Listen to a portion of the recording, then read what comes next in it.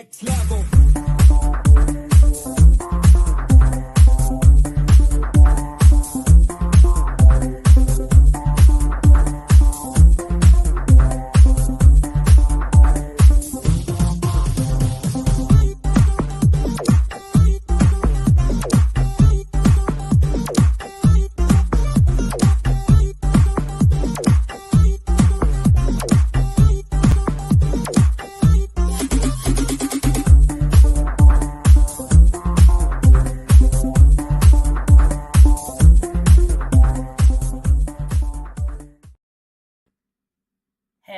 Hello. Good morning, good afternoon, good evening, wherever you are in the world. This is Coach Tiffany Parra coming to you with Phoenix Fitness Fanatics Magazine, elevating your mind, body, and spirit. We are taking center stage today on the Own It Publishing platform. And today I have one of our contributing writers. You have seen him before. Take the stage with me. I'm going to go ahead and bring him on in. Good afternoon, Jeffrey. How are you today? Well, it's good morning for me and good morning for you because we're still in that time Really zone. early. So yeah, you're the early bird. But hello, and it's always a pleasure to share the stage with you, Coach Tiffany. So excited to be here today. So excited to have you, Jeffrey. And, y'all, Jeffrey has been with the Phoenix Fitness Fanatics Magazine family for going on now 3 years. He will be our January cover once again. So very excited about that. Just really excited to see him growing and just really shining out there in the world. So today we're going to talk about Jeffrey's abundance in Optimum Wellness, his transformation in that. I mean, this guy has been transforming his mind, body, spirit. He is now also just rocking it out there with changing his finances as well. It's just absolutely amazing. So, Jeffrey, please, let's just start out by you just sharing who you are, where you're from, and just a little bit about your background and upbringing. Sure, no problem. Thank you, Tiffany. So yeah, it's been an amazing 4 to 5 years, and I am originally from Western New York and grew up in a small little farming town outside of Buffalo in a town called Elma. And I am the first of 5 boys in my family. I do have a twin brother. With that, the upbringing was, pretty typical. I think it's typical back in the 50s and into the 60s. I was born in 1954. I just turned 69. And back then, the 50s was the rock and roll, or the Elvis Presley days, and really being brought up in a community where family was important and schooling was important, and just finding your path in those earlier days. We did have strict parents, and growing up with that, I think that we resisted it. Growing up, and I think every kid resists their parents at certain points. But as I got older, I appreciated the discipline that they instilled in us, and the values that we have, that I've carried over throughout the years, and looking at what's going on today. So I'm very, very blessed in that respect. And my father was a very hard worker. He was hardly ever home. He was constantly working. And that was one thing that we were, I'm going to say that we were, disappointed in, because we always, as 5 boys growing up, we love our mom, but we very seldom saw our dad because he was at the office. And during my transformation story, I'll be sharing that too, because that was me. So it's like 2 peas in a pod here. But what I enjoyed was going to school and being able to have the freedom of exploring. I was in the school systems with regards to the sports systems. I was in the theater. I was in different organizations. So it allowed me to really explore different areas within the possibilities of what my future was going to, hold for me, which has changed many, many, many times. So, but growing up in Western New York was good. It had its pros and cons. And then I was looking forward to getting out of Western New York because I wanted to explore. I was always, all over the place and wanting to have more experiences. And in order to do that, it was a matter of getting out. And thank God I was comfortable in doing that. And my four brothers well, now three brothers. Unfortunately, I had one brother who passed last year. They all stayed in the three that are there now stayed in Western New York. The one who passed actually did travel. He was in the Marines and he traveled all over the world.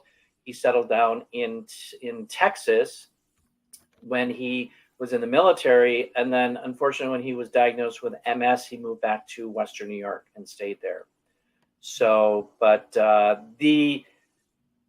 it's during my journey, I would say in the last 4 years, I've been talking more and more with people who share their story with me. And there's some really amazing commonalities across everybody's lives, which is pretty amazing.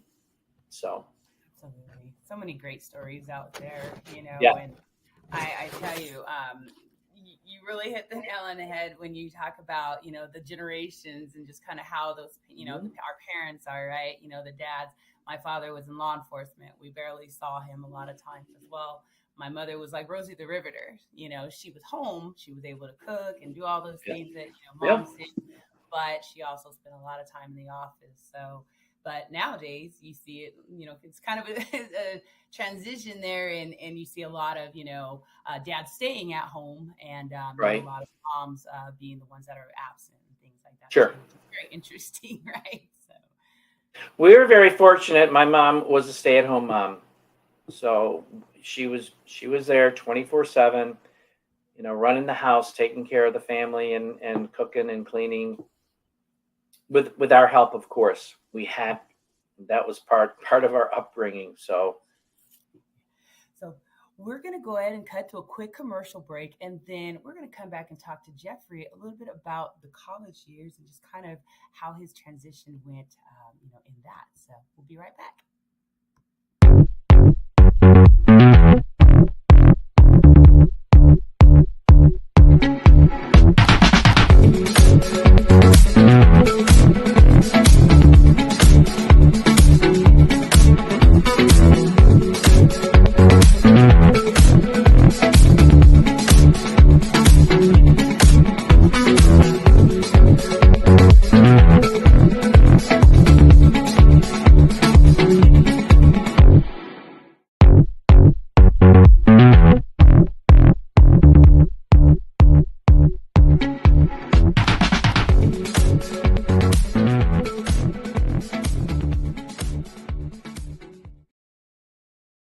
And we are back. This is Coach Tiffany Parra with Phoenix Fitness Fanatics Magazine, elevating your mind, body, and spirit. I love that commercial, don't you, Jeffrey? It always yeah, has us in our seats, right? That was Bebop. whole entertainment. Big ups to Michelle Mupo out there, always keeping us entertained with those wonderful commercials. So we are back with Jeffrey Berger talking about his just journey to optimum wellness on all levels of life. So, Jeffrey, let's talk a little bit. We talked backstage, and have talked offline, about just your journey and, college, things like that, and just kind of how, your route kind of changed there, and your journey kind of took just a different route there. Let's talk a little bit about that and how that went for you. Sure. So obviously we grew up in an era where we were taught to, go to school, get good grades, graduate, go to college, get good grades, graduate, and find a nice, safe, secure job. Right. Well, that was a myth for many. Not, and some, obviously, yes, it turned out really, really well. But when I graduated, I actually went into a school. I went to a school down in West Virginia called Alderson Broaddus, and I was actually in the second class. Well, no, I applied for to be in the class of the first physician's assistant school in the United States. Oh, wow. And they only allowed 65 people into the class, and I was ranked number 66. But I went anyway because I thought I'll go down, I'll start taking classes, and then migrate over into the program. I was there for a year. Things just weren't resonating with me for some reason. And I started to rethink about my life and where I really wanted it to go. I did a lot of theater in high school, and that's kind of where my passion was for the arts, because I played piano for, I think it was 9 years growing up, classical piano, doing recitals and performing. So I left the school, went back to Buffalo, and attended the University of Buffalo in the arts program, and went through that program I was into my 4th year. And one of the criteria being in the arts program is that you had to participate within the dance company. And I could not do that because I was working full time. I was living on my own. I was paying my own bills, and the dance company required evening rehearsals and stuff. And I was like, this is 5 days a week, and I've got to work. I've got to make money. I'm going to school. I got to pay my rent. I got to eat, so forth and so on. So with regards to that experience, I ended up having to leave because my vision was to go to New York and perform. I wanted to get into performing arts, and I actually left the University of Buffalo without doing the dance company because I couldn't. And I auditioned for the New York City Jazz Company, and I got into the company because you don't need a degree to be admitted to a dance company. They look at your singing, they look at your dancing, they look at your performance, and they don't look at a paper degree. They want to see what you can do on stage. So that's what I did. Is I left college and went into the performing arts and pursued that career until I fractured my back in a rock video.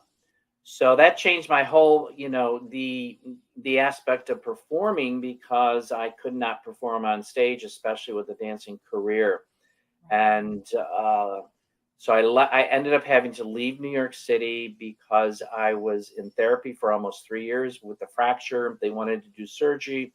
I did not want any surgery on my back from previous colleagues who I've talked to, and they've had surgery. You're never the same. So I've never had surgery to this day, and I'm managing my, the lower back issues with that. Ended up going to Boston, and it's like, okay, what am I going to do? I ended up going back to school at Harvard University and pursued software engineering, and ended up getting a job with Lotus Development, which was a massive company in the day back in the 80s, who has since been bought out by IBM. And massive changes with the corporate world, restructuring and downsizing, and I was in one of those cuts. So then over the next number of years, I ended up just working for different companies in the Boston area as a software engineer. And for 25 years, I was in the corporate world and pursuing something that I thought that I was. In the beginning, I was really very, very appreciative, and I enjoyed that journey until later years, which we'll talk about later on. But I think that college, there's pros and cons to college. When I look back at it, there are necessary professions, if you will, that do require college and a degree. But at the time, I was not looking for a degree in the fine arts, and I did get certificates and different awards with regards to software engineering. And with that industry, it changes like dirty diapers. It changes constantly. So what I learned back in Harvard over the 25 years of my life within the industry, that was obsolete. So it was more of being on the job, learning the new technologies that were coming online and being involved with it, hands-on experience, because what is taught previously in college, it doesn't apply back when I was doing it, and more so today because technology has completely changed. I mean, when I was in technology, there was no internet. And look at where we are with the internet. Look at where we are with blockchain technology. Look at where we are with AI. Yeah. Everything is changing. So I think that for people who are looking at, a career, really look at the college curriculum and look at the future of that. And one of the big things that I find really frustrating is people are paying massive amounts of money for college, and they go 20, 30, 40 years paying off their college loan. And that's really horrible. Yeah. It's like unneeded stress, right? Right. Yeah, exactly. You should be doing something that you're passionate about. As you said, school's not for everyone. It is for some. I know, even being in the corporate world myself and hiring, people, as being in HR management, some of the people that I would hire the ones that didn't have the degree, but the ones that had the experience and the skills to do the job. I didn't need the paper, because the paper, half the time, the person didn't have the common sense that I needed them to have to do the job. So Exactly. Yeah, it's sad, but in the same token, there's pros and cons no matter what industry that you're in. It's a matter, I think today more so for, with what I've learned, it's a matter of being educated, getting the right information, and looking at both sides and evaluate so you can make an educated decision. Because for me, and I'm sure for you growing up, it was, this is the way to do it. Go. And we were puppets. Go to school, get good grades, go to college, graduate, get a nice, safe, secure job. And that's kind of the path, the yellow brick road that we were led down, only to realize that we've got a lot of broken systems and corrupt systems out there that have their own agenda. And it doesn't fit with our agenda in the long term. Yeah, absolutely. So, hey, we're going to cut to another quick commercial break, and then we're going to come back and we're going to talk about a little more of corporate and about the stresses behind that corporate environment. So, Yep. We'll be right back.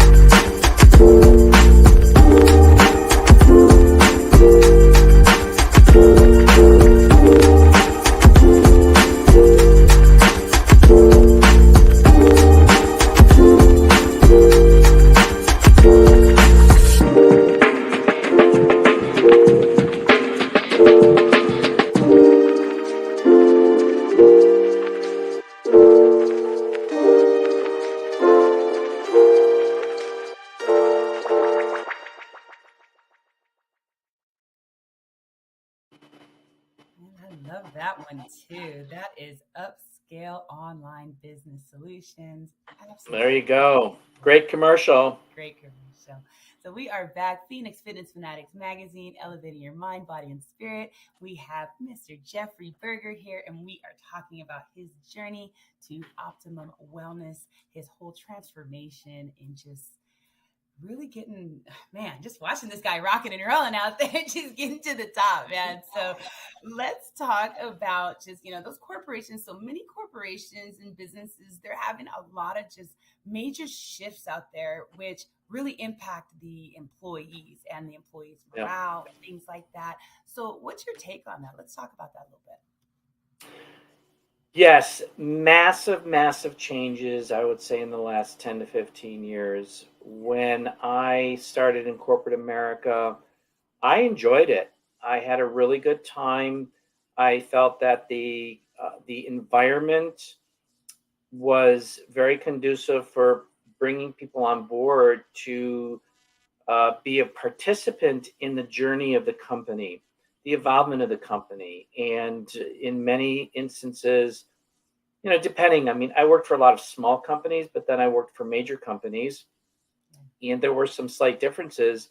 But back in the day, you had vacation, you had the 401k uh, contribution, you had team come out, camaraderie and different events that you could go to that the corporations would, pay for and to allow you to continue your education.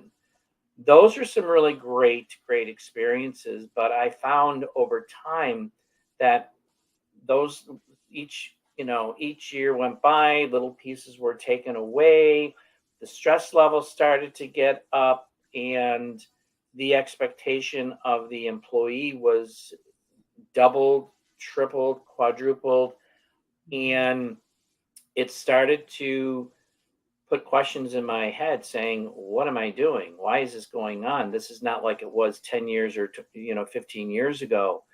And the idea of a loyal employee was diminishing because there was no respect for the employee, and especially for those individuals who are on salary, because we are expected to work overtime and not get paid for it.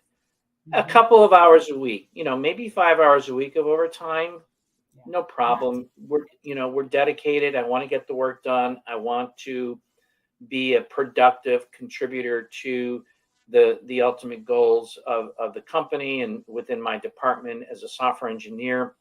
However, when those hours got to be work, up to 60, 70, working into 6 days and 7 days a week, yeah. and all you're doing is getting up in the morning, going to work, coming home, eating and going to bed, and doing that 7 days a week, year after year after year, having to cancel vacations because of time constraints on projects that project managers had no clue what they were doing and how they were managing it. Was, no, we got a deadline, you got to get it done, you got to get it done.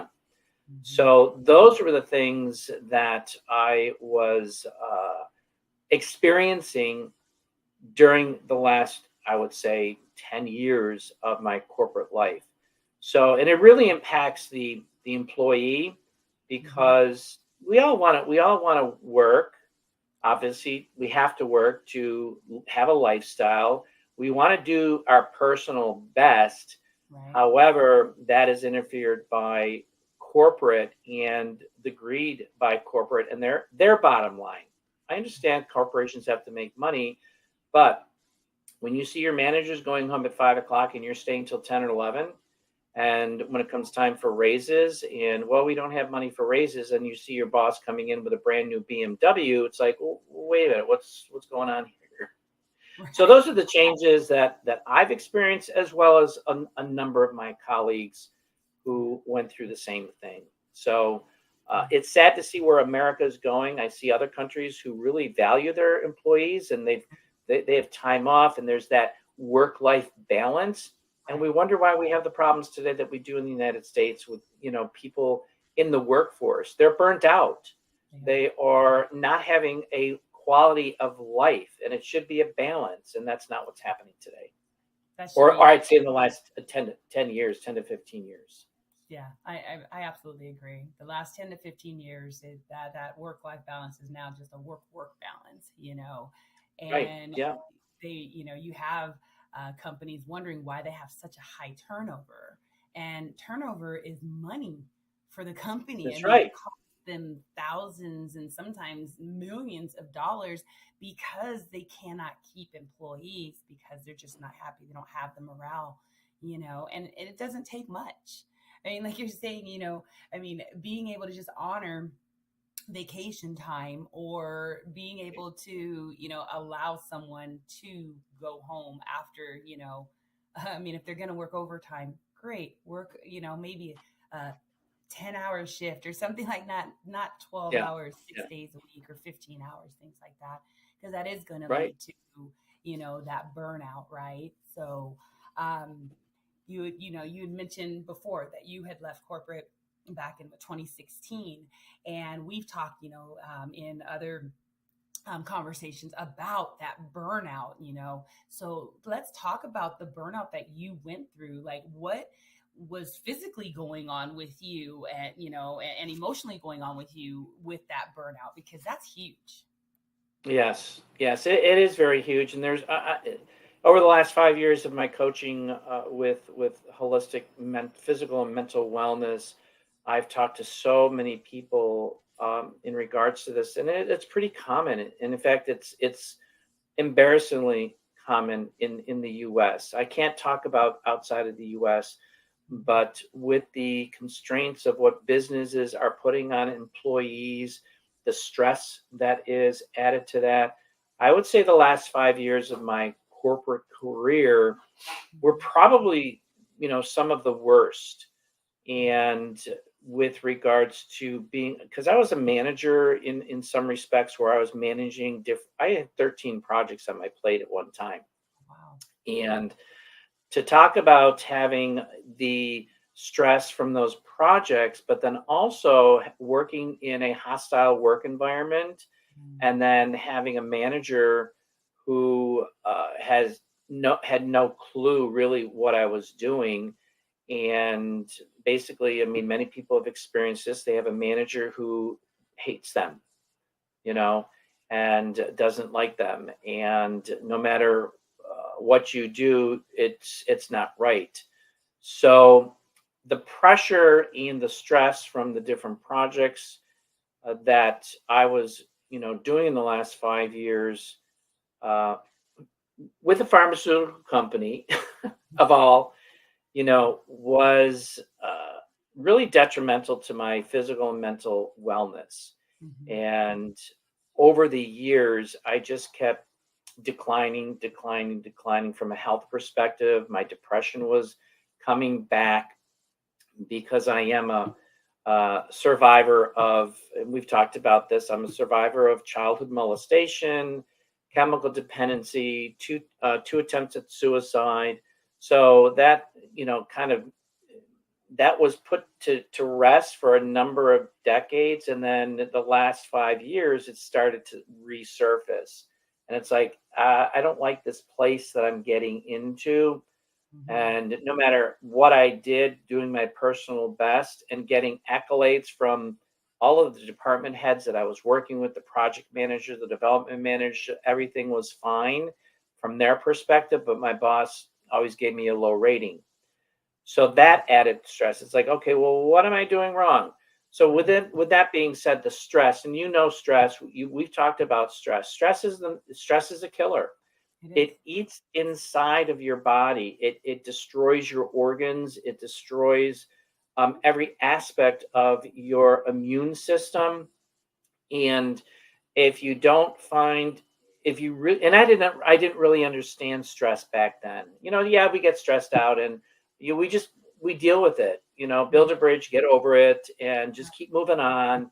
And suppressing it till eventually I ended up actually getting going out on disability, Mhm.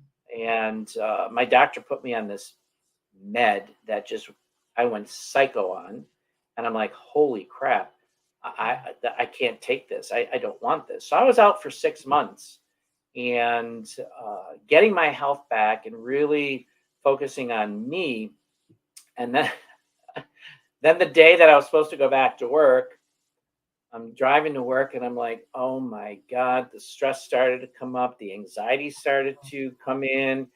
And I was thinking, do I really want this? Is this going to be what's best for me? And mhm. just going back and thinking about all of the incidences that had happened. And one major incident was my last review. I found out that I was reported to HR. And I'm like, so reported for what? Well, we can't go into it. What? I'm like, what do you mean you can't go into it? And I was reported from a woman who lives in Chicago, who worked from home in Chicago, and she reported me. To this day, I still have no clue what she reported. So I went to HR saying, okay, what's going on? What is she accusing me of? Well, Mhm. we can't talk about that. It's a closed complaint. I said, well, if this is a legit complaint, how am I supposed to work on correcting it if it is a legit? And if I don't know, how am I going to, improve that? And that was a major hit for me. Mhm. And it was just back and forth with HR, back and forth. So driving to work, I said, I can't do this. I'm not going to do this. I won't tolerate the hostility and the demeaning aspects of my management. And I walked in because I was expecting to go back in and just go back to work. But I Right. walked in and to my boss's office and I'm shaking like a leaf. And I just looked at her and I said, Diane, I'm done. I can't, I'm not coming back to work. You have destroyed my career here. Uh, and I will not tolerate your hostility. I will not tolerate your demeaning me as a professional. When everybody else outside of this department has given me accolades for all of the projects that I have worked on, and you have no clue what I do. I resign effective immediately now. I mean, there was a lot of things that I said because I was in there for probably a half hour. Yeah. And, in my head, I'm like, oh my God, I'm really doing this. I'm really doing this. Because I never walked in and quit a job before this. I mean, I was in my late 50s then. And so she said, you can't quit. You can't quit. I said, who said? I said, goodbye. I'm out of here. So I went to my desk, packed up, and I left. And as I was driving home, that stress level that was like way up here went right down to the bottom. And I had no stress, no anxiety. And it was like a ton of bricks off of my shoulders. And I felt so good. I Yeah. felt so good. But in the same token, I'm like, holy crap, I just quit. What am I going to do? But that's another thing down the road. But I'm going to say it was an invigorating experience, even though I was shaking my shoes, Mhm. never having done that. And actually speaking up to my manager because I was growing up. Don't talk back to your managers. Don't talk back to your teachers. And I, when I was in seventh grade, I talked back to my art teacher and he slapped me in the face. And I went home and the red mark was still on my face. And my mother said, what happened to your face? Oh, Mr. LaDuca slapped me in the face because I talked back to him. Boom.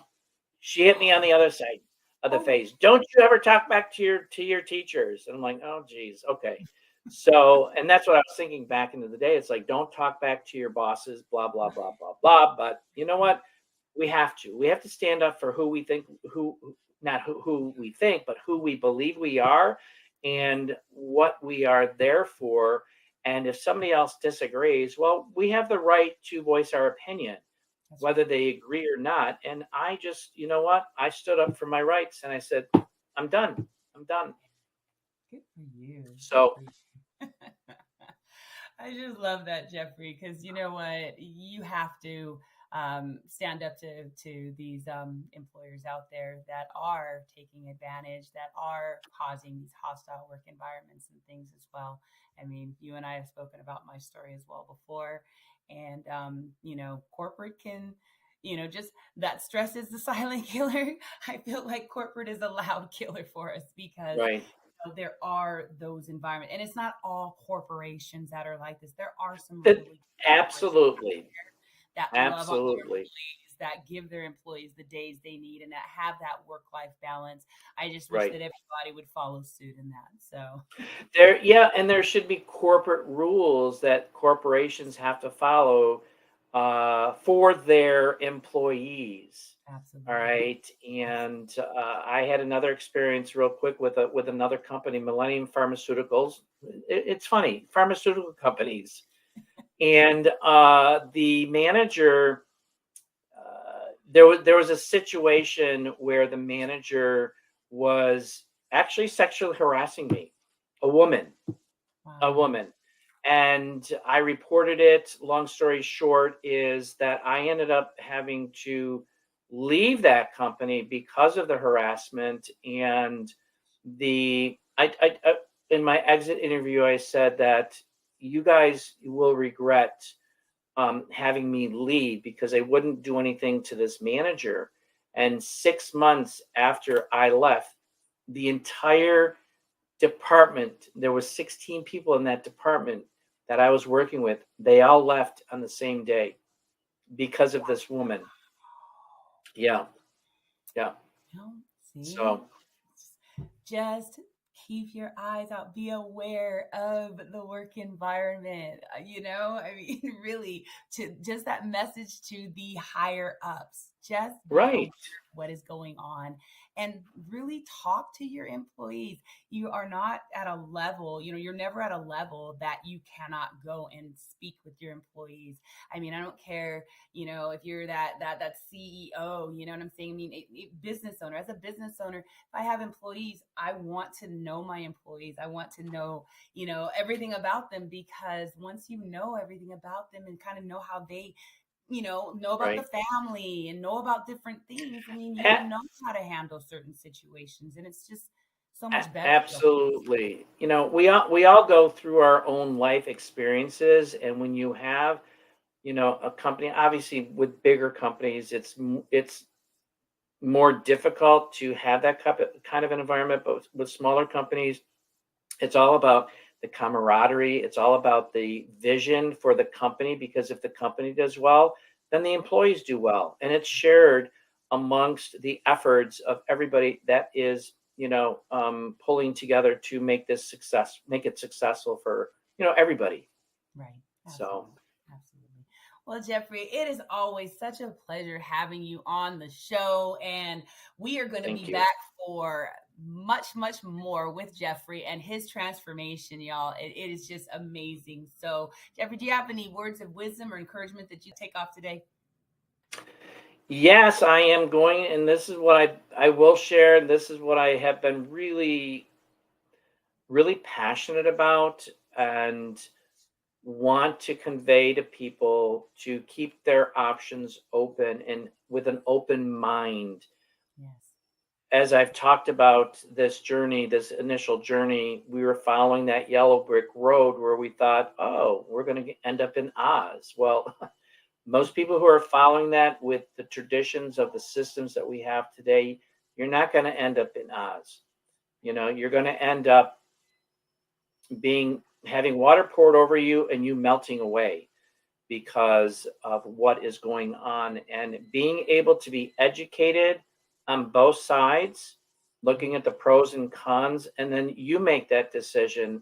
And this is something that we'll go into, a little bit more as we go through the transformation, because it was a rude awakening for me. Just like this beginning here is leaving corporate America because it was toxic. And keep your minds open to getting information, even if it doesn't initially. If you're skeptical, if you're cynical, forget it. If you're skeptical, that means you're open to getting some seeds planted, and if they germinate, great. If they don't, then they don't. So that would be my advice. Awesome, Jeffrey. Thank you. Well, yes, everybody, keep your options open. That's for sure. So, thank you so much for joining us today on Phoenix Fitness Fanatics Magazine's podcast. We look forward to seeing you again. And if you have not subscribed to the magazine yet, definitely go to phoenixfanaticsmag2021.com and subscribe. You will see some amazing content from Jeffrey. You will also see some amazing content from some other awesome Yes. contributing writers out there as well. We've just got some really awesome stuff going on. So subscribe. We love you, and we'll see y'all next time. Take care, everybody. Bye. Take